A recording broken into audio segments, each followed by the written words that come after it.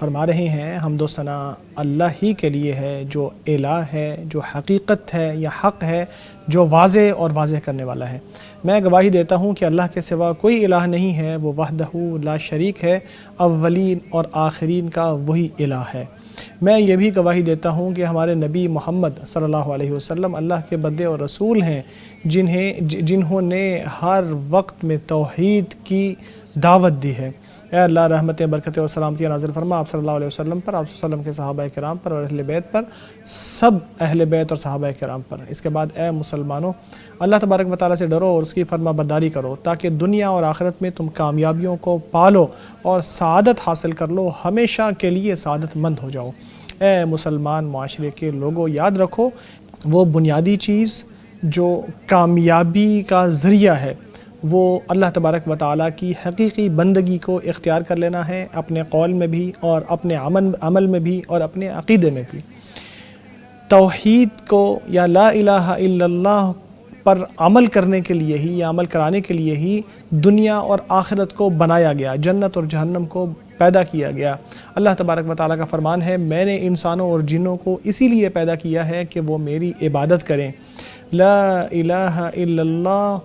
وہ کنجی ہے جو سعادت کے گھر کی ہے، یہ دین کی بنیاد ہے، اس کی اساس ہے، اس کی چوٹی ہے اور اس کا بنیادی ستون ہے۔ دین کے بقیہ جو ارکان ہیں یا اس کے جو بقیہ عبادات ہیں وہ اسی کا حصہ اور اسی سے نکلے ہوئے ہیں۔ اللہ کا فرمان ہے، جو طاغوت کا انکار کرتا ہے اور اللہ پر ایمان رکھتا ہے تو اسی نے عروہ وثقی، وہ مضبوط رسی کو تھام لیا ہے۔ عروۃ الوثقی لا الہ الا اللہ ہی کو اس کے ساتھ تعبیر کیا گیا ہے۔ یہ تقوی کا کلمہ ہے اور یہی وہ ثابت ہونے والا حق کلمہ ہے جس کے ساتھ اللہ تبارک و تعالیٰ نے انبیاء علیہ السلام کو بھیجا تھا علیہ السلام۔ اے مسلمان بھائیوں، ہر شخص کو یہ دل سے یقین کر لینا چاہیے کہ اللہ تبارک و تعالیٰ وحدہ لا شریک ہے، اس لفظ کے اوپر ایمان لانا چاہیے، اس بات کی یا اس کلمے کے معنی کو حق جاننا ضروری ہے اور ایمان رکھنا ضروری ہے کہ اللہ تبارک و تعالیٰ کے علاوہ کوئی مستحق نہیں ہے عبادت کا،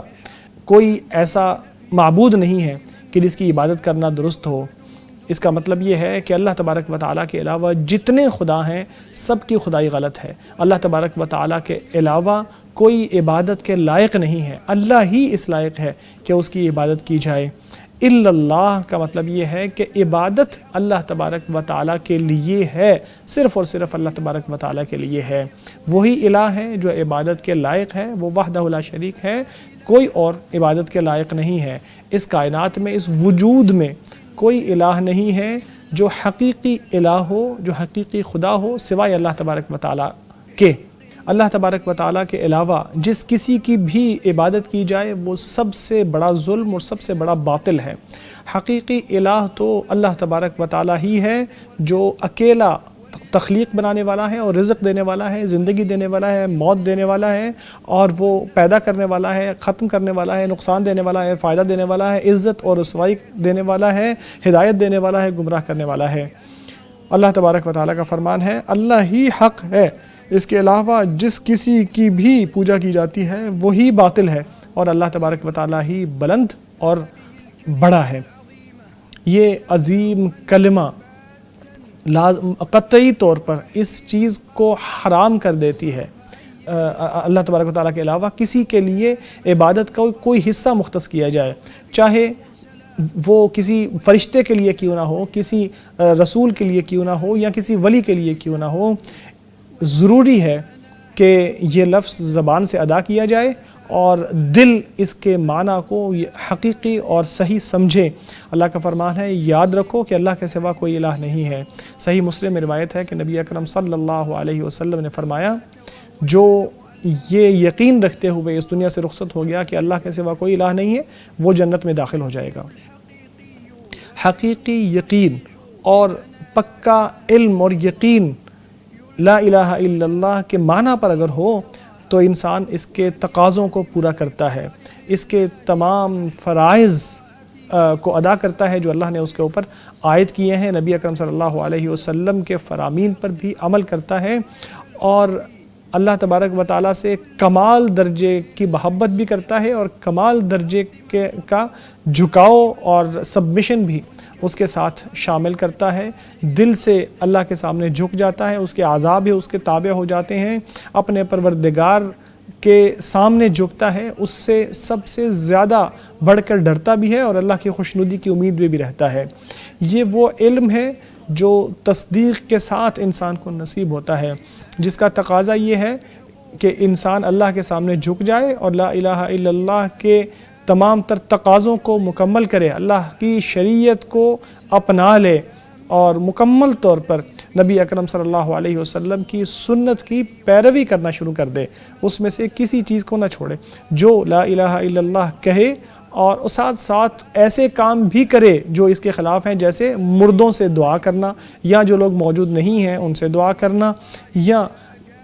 دنیا کے مختلف کام کرنے میں ان سے دعائیں کرنا، مصیبتیں ختم کرنے کے حوالے سے ان سے دعائیں کرنا، یا ایسا کوئی کام کرنا، تو یہ اس کی دلالت لا الہ الا اللہ کی دلالت کے خلاف ہے. جو اس کو کہہ بھی رہا ہو اور اس کے خلاف کام بھی کر رہا ہو، جیسے اموات سے دعا کرنا یا غیر موجود لوگوں سے دعائیں کرنا، یا حاجتیں پوری کرنے کے حوالے سے ان سے رجوع کرنا، یا مصیبتیں ختم کرنے کے حوالے سے ان سے رجوع کرنا، تو یہ لا الہ الا اللہ کے معنی کے منافی ہے، اس کی حقیقت کے اگینسٹ جاتا ہے. یہ ایسے شرک میں جا رہا، ایسے شرک کا ارتکاب کر رہا ہوتا ہے ایسا شخص جو انسان کو دین سے نکال دیتا ہے اور جہنم کی طرف لے جاتا ہے. اللہ کے بندو، ہمیں اس لفظ کو سمجھنے میں اور اس کے اوپر قائم رہنے میں ایسا یقین اختیار کرنا چاہیے کہ جس میں کسی قسم کا کوئی شک نہ ہو. زبان سے ادا کیا جائے اس لفظ کو اور دل پکا یقین رکھتا ہو اس کے اوپر، اور پھر عمل بھی ظاہری طور پر اور پوشیدہ طور پر اس کے اوپر قائم بھی ہو. اللہ کا فرمان ہے مومن تو وہی ہیں جو اللہ پر، اس کے رسول پر ایمان رکھتے ہیں اور پھر کسی شبہے میں نہیں پڑتے. نبی اکرم صلی اللہ علیہ وسلم کا فرمان ہے، میں گواہی دیتا ہوں کہ اللہ کے سوا کوئی الہ نہیں ہے، اور میں یہ گواہی دیتا ہوں کہ میں اللہ کا رسول ہوں. جو شخص بھی ان الفاظ کو لے کے اللہ کے سامنے پیش ہوگا، جو ان کے بارے میں کوئی شک نہ کرتا ہوگا، تو وہ لازمی طور پر جنت میں داخل ہو جائے گا. اسے امام مسلم نے روایت کیا ہے. اس لفظ کی دلالت میں کے حوالے سے ضروری ہے کہ جو بھی اسے ادا کرے وہ اس کے تمام معانی کو اپنے دل سے مانے بھی، اور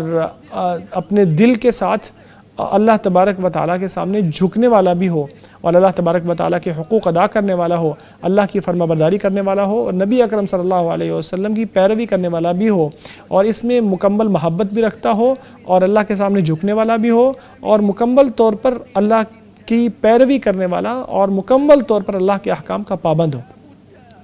اے مسلمانوں، لا الہ الا اللہ کے معانی اور اس کی دلالت کے اوپر قائم رہنا ضروری ہے، یوں کہ انسان اپنا رخ اللہ کی طرف کر لے، اپنے قول کے ذریعے بھی اور اپنے عمل کے ذریعے بھی اللہ کا رخ کرو اور اس کے سامنے جھک جاؤ. اسی طرح اللہ کا فرمان ہے، جو اپنے چہرے کو اللہ کی طرف کر لیتا ہے اور وہ مومن بھی ہوتا ہے، تو اسی نے عروہ وثقیٰ کو صحیح معنی میں تھاما ہے. اس آیت کا مطلب یہ ہے کہ انسان کا دل اس بات کو سچ مانے جو اس کی زبان پر جاری ہے، اور اس کے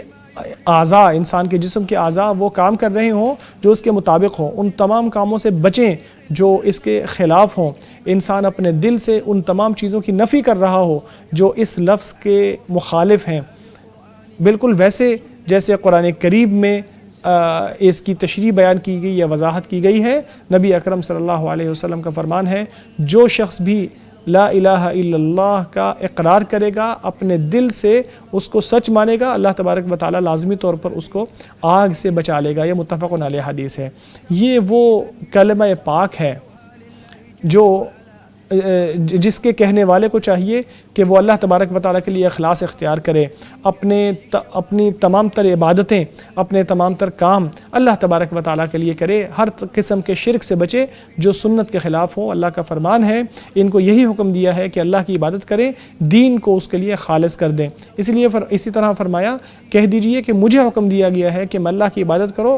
کروں، اپنے دین کو اس کے لیے خالص کر دو. اسی طرح نبی اکرم صلی اللہ علیہ وسلم نے فرمایا ہے، قیامت کے دن میری سفارش سے مستفید ہونے والا سب سے سعادت مند شخص وہ ہوگا جو صدق دل سے لا الہ الا اللہ کا اقرار کرتا ہوگا۔ صحیح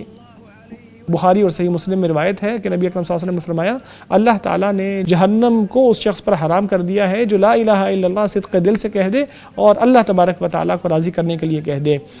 اس لفظ کا تقاضا یہ ہے کہ انسان کے نزدیک اللہ تبارک و تعالیٰ ہر چیز سے زیادہ محبوب ہو، ایسی محبت ہو اللہ کی محبوب چیزوں کو پسند کرے اور اللہ کی ناپسندیدہ چیزوں کو ناپسندیدہ کرے، لا الہ الا اللہ کہنے والوں کی دوستی اختیار کرے اور جو اس کا انکار کرنے والے ہیں ان سے برات کا اعلان کرے۔ نبی اکرم صلی اللہ علیہ وسلم کی محبت اس کے نزدیک اپنے نفس کی محبت سے بھی بہتر ہو یا اولا ہو اور لوگوں کی محبت سے بھی اولا ہو، ایسی محبت کہ جس کے اندر نہ تو غلو ہو اور نہ ہی کمی اور کوتاہی ہو۔ اس کی علامت یہ ہے آپ صلی اللہ علیہ وسلم کی جو احکام ہیں ان کو مانا جائے، جن سے آپ نے منع کیا ہے ان سے رک جایا جائے، اور آپ صلی اللہ علیہ وسلم کی بتائی ہوئی باتوں کو سچ مانا جائے اور اللہ کی عبادت اسی طریقے سے کی جائے جو آپ صلی اللہ علیہ وسلم نے بتایا ہے۔ آپ صلی اللہ علیہ وسلم یا اللہ تبارک و تعالیٰ اور رسول اللہ صلی اللہ علیہ وسلم کے ساتھ دوستی کرنے والوں کے ساتھ دوستی ہو اور اللہ اور رسول کے دشمنوں کے ساتھ اس شخص کی دشمنی ہو۔ اللہ کے بندو، یہ لفظ وہ لفظ ہے لا الہ الا اللہ جس کا تقاضا یہ ہے کہ غیر اللہ کی عبادت سے رک جایا جائے، اس کو چھوڑ دیا جائے، اس کا انکار کیا جائے۔ جو غیر اللہ سے دعا کرے یا کسی مخلوق سے یا کسی مردہ سے یا کسی ایسے زندہ شخص سے جو اس سے دور ہو یا ایسے زندہ شخص سے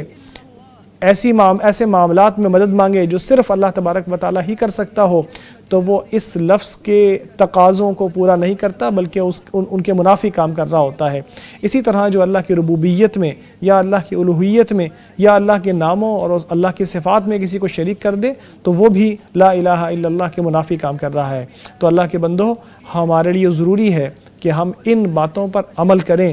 اور پوری کوشش کریں کہ اپنی توحید کو خالص کر لیں اللہ تبارک و تعالیٰ کے لیے۔ یہی بنیادی چیز ہے اور یہی سعادت کا ذریعہ ہے اور جنت میں داخل ہونے کی واحد شرط ہے۔ اللہ تبارک و تعالیٰ مجھے اور آپ کو خالص توحید والوں میں شامل کر دے، سچا اخلاص اختیار کرنے والوں میں شامل کر دے، ہمیں عقیدے میں شرک کرنے والوں سے، قول میں عمل میں شرک کرنے والوں سے بچا لے، ظاہری اور پوشیدہ فتنوں سے یا بدعتوں سے ہمیں اور آپ کو بچا لے۔ میں اسی پر اکتفا کرتا ہوں اپنے لیے اور آپ کے لیے اور تمام مسلمانوں کے لیے اللہ سے ہر گناہ اور غلطی کی معافی مانگتا ہوں۔ آپ بھی اسی سے معافی مانگو، وہ معاف کرنے والا اور رحم فرمانے والا ہے۔ فرما رہے ہیں حمد و ثنا اللہ تبارک و تعالیٰ ہی کے لیے ہے۔ میں گواہی دیتا ہوں کہ اللہ کے سوا کوئی الہ نہیں ہے، وہ وحدہ لا شریک ہے۔ میں یہ بھی گواہی دیتا ہوں کہ ہمارے نبی محمد صلی اللہ علیہ وسلم اللہ کے بندے اور رسول ہیں۔ اللہ رحمتیں اور برکتیں نازل فرما آپ صلی اللہ علیہ وسلم پر اور آپ کے صحابہ کرام پر اور اہل بیت پر۔ اس کے بعد اے لوگوں، داعی اور علماء کی ذمہ داری ہے کہ توحید کو پروپوگیٹ کرنے میں، لوگوں تک اس کو پہنچانے میں پوری کوشش کریں، مزید محنتیں کریں، اور جو صحابہ کرام نے اس حوالے سے باتیں بتائی ہیں وہ لوگوں تک پہنچانے کی کوشش کریں۔ پہلی بات یہ ہے کہ لوگوں کو وہ بات بتائی جائے کہ اللہ نے لوگوں کو پیدا کس لیے کیا ہے۔ علماء کو چاہیے کہ مفید علم لوگوں تک پہنچائیں، وہ علوم جو قرآن کریم سے یا وحی سے ماخوذ ہیں لوگوں کے سامنے واضح طور پر وہ چیزیں بیان کریں جو اکثر لوگوں کو معلوم نہیں ہیں، جو عقیدے سے متعلقہ ہیں۔ یہ بہت بڑا فرض ہے اور بہت بڑی ذمہ داری ہے، جیسا کہ ہمارے نبی صلی اللہ علیہ وسلم لوگوں کے لیے وضاحت کیا کرتے تھے۔ لوگوں کے لیے کوئی بھلائی نہیں ہے، لوگوں کے لیے کوئی درستی نہیں ہے، کوئی سعادت نہیں ہے توحید کے بغیر۔ اگر توحید نہ ہو اور اس کو دنیا میں پھیلایا نہ جائے اور امت میں توحید کا علم بلند نہ ہو تو ان میں کوئی خیر نہیں ہے۔ اگر نبی پاک صلی اللہ علیہ وسلم کی پیروی کا علم بلند نہ ہو تو امت میں بھی کوئی خیر نہیں ہے۔ اللہ اس امت کی حفاظت فرمائے ہر طرح کی بلا سے، ہر طرح کے شر سے، ہر طرح کے فتنے سے۔ پھر یاد رکھو کہ اللہ تعالیٰ نے ہمیں ایک ایسا حکم دیا ہے جو کہ نبی اکرم صلی اللہ علیہ وسلم پر درود و سلام بھیجنے کا حکم ہے۔ اے اللہ رحمتیں، برکتیں اور سلامتیاں نازل فرما اپنے بندے اور رسول محمد صلی اللہ علیہ وسلم پر۔ اے اللہ اہل بیت صحابہ کرام سے راضی ہو جا۔ اے اللہ تمام مسلمانوں کو بخش دے، چاہے وہ زندہ ہو یا مردہ ہو۔ اے اللہ ان مسلمانوں پر رحم فرما جو تیرا نام لینے والے ہیں۔ اے اللہ تیری رحمت بڑی کشادہ ہے، اے اللہ تمام مسلمانوں پر رحم فرما، اے اللہ اس رحمت کے ذریعے مسلمانوں کے احوال درست فرما دے، اے اللہ ہر جگہ مسلمانوں کے احوال درست فرما لے، اے اللہ ان کی مصیبتوں کو دور فرما دے، اے اللہ سختیوں سے ان کو بچا لے، اے اللہ مصیبتوں سے ان کو بچا لے، اے اللہ فتنوں سے ان کو بچا لے، اے اللہ ہمیں دنیا میں بھی بھلائی دے اور آخرت میں بھی بھلائی، اور ہمیں اے پروردگار آگ کے عذاب سے بچا، اے اللہ حفاظت فرما اور توفیق عطا فرما ہمارے حکمران خادم حرمین شریفین کو، اے اللہ اور اس کے نائب کو بھی اچھے کاموں کی توفیق عطا فرما، اے اللہ ان کو ہر خیر کی طرف لے جا، اے اللہ سارے مسلمان حکمرانوں کو اچھے کاموں کی توفیق عطا فرما، اے اللہ ہمارے فلسطینی بھائیوں کی مدد فرما، اے اللہ ان کی حفاظت فرما، اے اللہ فلسطین میں ہماری بھائیوں کی حفاظت فرما، اے اللہ فلسطین میں ہمارے بھائیوں کی حفاظت فرما، اے اللہ ان کے دشمنوں کو تباہ کر دے، اے اللہ ان کے دشمنوں کو رسوا کر دے، اے اللہ ان کے دشمنوں کو رسوا کر دے، اے اللہ ان کو ناکام کر دے، تو ہی عزت اور جلالت والا ہے، تو ہی طاقت اور عزت والا ہے، اے اللہ تمام مسلمان ممالک کو امن اور امان عطا فرما دے، تو ہی زندہ و جاوید ہے، ہماری ہر بات کا خاتمہ اسی چیز پر ہوتا ہے کہ ہر طرح کی حمد و ثنا اللہ رب العالمین ہی کے لیے ہے۔ ناظرین مدنی خطبہ مکمل ہو گیا ہے۔